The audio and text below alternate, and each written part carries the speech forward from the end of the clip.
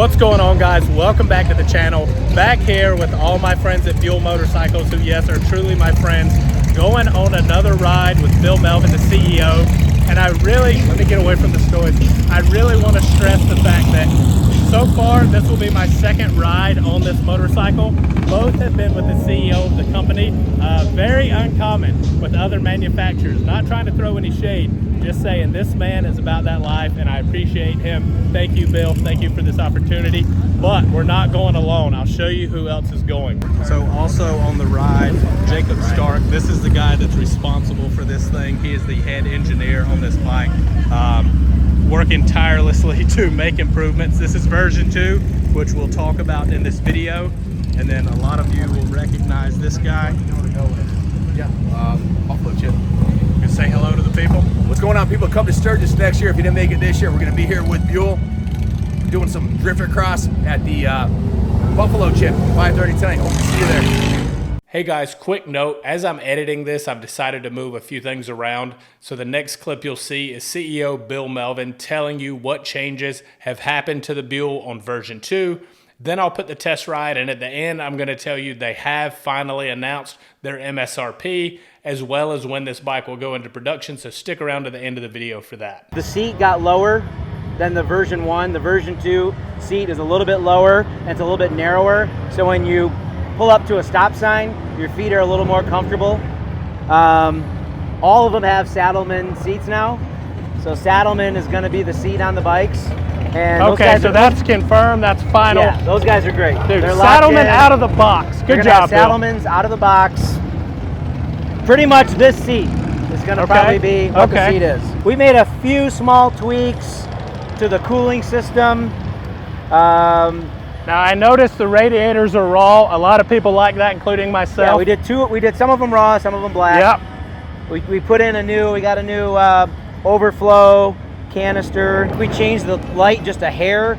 We slimmed a little bit out. And we're then still there's a few other tweaks you'll see, like just the frame still has a few tweaks to it. Yep. And we still have one more tweak coming to the frame on version 3. Okay. We figured out, with some good engineering, we're able to lower this bar another ½ an inch, which gives another, ½ an inch of seat. But then what happens is the bar, instead of being right here, it comes in right here, and I want it to be a little sexier. Okay. So this one drops down, and as it comes just a hair lower, it's going to curve back up. Nice. And it's going to be a nice little curve right there. Yep, a good little and that's pocket. Where you sit, Yep, and it's nice to put your leg there, and sure, it's just a little sexy spot for the bike. Yeah. The other big thing, the tanks. Okay. I forgot. The tanks on the other ones were, a quick process for Daytona. Yep. We did some hacking, some bending, some fabricating for the version 1 tanks. These are the version 2 tanks. They came from the supplier. Okay. So we have hard tooled this tank already. This is a hard tool, mass production tooled tank. It's got a little more sexy styling to it. As you see, it's flatter right here, and then it curves down into the seat. Yep. And it adds a little bit of sexiness as it comes in here. And then when this comes back up, this whole little section is just going to have a little bit of beautiful sexiness to it. Yep. We widened the fender a little bit, so now we're running 200s on the rear fender, on the rear wheel. The rear wheel arc is going to be 200 from the factory. Okay, good to know. Which is a great size. So we had to widen the fender a little bit to do that. Yep. And we had to widen this part of the frame a little bit to fit a wider fender. We did change the profile of the rear fender a little bit to be closer to the concept. Okay. Yep. And that's one thing people were wanting. So, guys, they're listening. They're doing what they can. I'll show you. This one is a little more exposed. But you need the clearance with the different exhaust to do wheelies and stunt it and do all your stuff. It's ready to go drifter cross right now. Yeah, the drifter guys, they want some height. I mean, the bikes just lay over, right? I mean, they're so smooth. Yep. Just like the first ride. It's smooth, it's fast, it's great. Dude. You're having a great time. You're just, whatever, you're coming in. If you're coming in too slow, you can accelerate. Too hot, you can back off. It just rides on rails. Let me tell you how I know you guys killed this, because the bike that I have here, that I've ridden thousands of miles, I felt more at home on this. than the bike that I built and have spent thousands of miles on. Yeah. This feels more at home. This is more of, this was what I was trying to accomplish and have yet to accomplish. Especially at speed too. Yes. I was doing a little slow race through town here. The balance is mint. I think I can win some slow races on this thing too. The balance is unbelievable. When you're coming in, you've been riding for however long you're riding and you're hot, you can stand up on the bike coming into town and just give a little throttle and clutch, and you can go 1 mile an hour and just cool off, let some air flow, and you can sit back down on that sexiness and go. So the tank was a big deal for me, all right? So the version 1 tanks were done in a quick process, right? Like we had to get them ready for Daytona, and we did our thing. But we know the supplier for our tanks is near us. They make beautiful gas tanks for some other major manufacturers, and I've been talking to them for 4 years, actually. And so I worked with our designers to get all the shape that I wanted here to look closer to what Roland designed. Right? I mean, Roland and Aaron fabricated the most beautiful tank. Our quicker one on version 1 didn't have all the curves to it that I wanted. So I said, we really need to get dialed in on this tank first, get the shape back that we want. I want it to be flat right here, which is how the concept was. Flat to the ground, beautiful curve coming down, and then a little bit of curve right into the frame and the seat. Now when this bar comes back up, it's going to mount now. It's not going to mount here. It's going to mount right in this range. So it's going to add some real nice curviness to that. But performance-wise, the frame is amazing. Right? I mean, the frame is what you need. We're doing durability testing on the frames. We're working through our engineering on it to make sure the manufacturing and everything's dialed in, because stunt riders are going to buy this as an off-road bike. Right. You know, there's people on the street, we want them to be safe, we want them to have fun, we want them to ride well and feel how beautiful the bike is. But you're going to have stunt riders who are buying it for off-road use, and they're going to be doing stuff on it like Jesse was yesterday. Jesse from the Concrete Cowboys is amazing. And he needs to have a durable frame, but you still can't make it too heavy. You have to keep it light, you have to keep it stylish, you have to keep it sexy. So those are all the things that we're working on in the factory with all the engineers to get it dialed in. Now my bike, I didn't get the scratches on it. I will put that on the record. The E-track came loose in somebody's trailer and it tipped over. I rode a different bike out when we rode out from Michigan. This one was in the trailer, and when it tipped over and got scratched, I said, I'm taking that bike, because now I can do whatever I want to it, and I'm going to rail on that bike. So right away I got a hold of Jesse, and I said, Jesse, we got a bike, it's already scratched up, come rip the hell out of it, do whatever you want. He's like, seriously? I'm like, yeah, it's already got scratches, just ride it, have a great time. And then I rode over to Memphis Shades this morning, and they worked and got a couple things dialed in. I got a new windscreen. So this is the windscreen. My gosh, what's the name of that? I forgot the name of this one from Memphis Shade.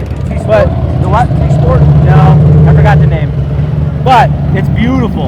And when we were riding up the canyon, I had no wind. I was just ripping, and it was weird actually not feeling the wind, because on the other one you feel some more wind. This one you were buffeted and just ripping up the canyon. It was great. And you rode these cross country? Yes, three of us rode out. So the bikes essentially got they got mostly all together finished with a little bit of stuff on Monday last week.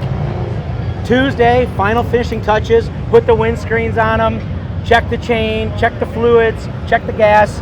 The factory team did some loops around GR on Tuesday. Wednesday morning we hopped and rode out to Sturgis. Yeah, I saw a miles. snarky comment. Yeah, let's see you ride them to Sturgis. And we rode them to Sturgis. We're doing that. 1,200 miles. And they did. It was awesome. And here they are. Yeah. Bet you wish you had that windshield on the way here. That would have been nice. Yeah, 50 miles into it, we're like, we're going 1,200 miles. The bigger windscreen might be nice. But, you know, this is a nice windscreen too. Sure, so, I saw you put it on. It took like 3 seconds. Yeah, it clips on and off. Yeah, I mean, Memphis Shades is amazing. I mean, when I pulled in there literally at like 11 this morning, they didn't know I was coming. And I pulled in, I said, you know what? Can you guys put the other windscreen on there? And it was the guy from R&D was right there. He's like, oh yeah, we were talking about this. All right, I think we can do it. All right, give me like an hour and a half, 2 hours. And he got it all fitted on there. So now he's taking measurements, so they will have those available and ready when the bikes hit the production. Full production. Awesome. And you can buy both bearings if you wanted to, right? Yeah. I mean, we'll sell them with this. And we want Memphis, if people want that one, to buy it from Memphis, right? They're a great company. They're an American company. They're in Memphis, Tennessee. They're an individually owned guy. Alan's amazing, the owner, and they're working with us to help. What we want with these bikes is to not design, to say, oh, we do not have all the cool ideas, right? There's all these aftermarket companies that make great products, make really cool stuff. In their industry. They are specialists. The guys from FXR are going to get some bikes. They're going to do some accessories. So we're going to work with all the different accessory companies, get them some of these prototypes, and let them start designing the products they want for these bikes. And it takes us, keeps us focused on the production, full volume production, getting everything we need ready for California CARB, EPA, all those things. Our supply chain is getting dialed in. I mean, we're already hard tooling on the gas tank, right? So that's already hard tooled. We've already picked our supplier on the frames. They're working with the engineers to get everything dialed in, how the manufacturability is going to work. And then all the accessory companies in the next 6 months are going to start making accessories. They're going to get bikes. They're going to get a bike for like 30 days and have time to ride it, put some stuff on it, test some things, and start working. They can do some content if they want. We'll see what happens, and then we'll get our bikes back. But I mean, we want to support those guys. Those guys are part of the core of the industry that was built in the 60s, the 70s, the 80s, and they've stayed through this stuff, and we got to support them and make them, you know, give them some bikes to make some cool stuff. Yeah, absolutely. Bill, let's get back on these bikes, brother. You ready to go? Well, guys, this is the part of the video where I get to break your heart, just like mine was broken when I sat down to edit this footage and realized that somehow, some way, the audio for this got lost, which really bums me out. And I know some of you guys have expressed you don't love the voiceovers on test rides, and I fully agree, but this is where we're at. So I'm going to try to make this enjoyable and give you some good info, but it also does give me a little time to collect my thoughts. I know in the moment feedback can be valuable, but you know, bigger picture stuff can be valuable as well. So one of the first things, and this has gotten me both times that I've ridden the Buell, was the controls. They're a little more back than like a mid would be. They're also angled, not quite as steep. It didn't feel like to me as a sport bike, but to the point where you kind of have to point your toe down to shift. Absolutely not a problem. And after you realize that, it's quick, you know, second nature stuff. But did take me a second to find it. And I mean, I spent a good amount of time on this bike. I enjoyed the foot position, so don't let that throw you off. The ride you're watching us do is the ride from Sturgis to Deadwood, which is, depending on how fast you go, it's about a 30-minute-ish ride with some really, really killer corners. So I was finally able to throw this thing around a little bit. If you watch my test ride from back in March in Florida, you know it's flat, straight roads, which I got to hammer this thing at some speed, but you didn't really get to hit the corners. So I was able to do that, and it's better than I could have imagined. Like you saw in my conversation with Bill before this part of the video, it feels more at home than any bike that I've ever put together for myself, and this is straight from the Buell factory.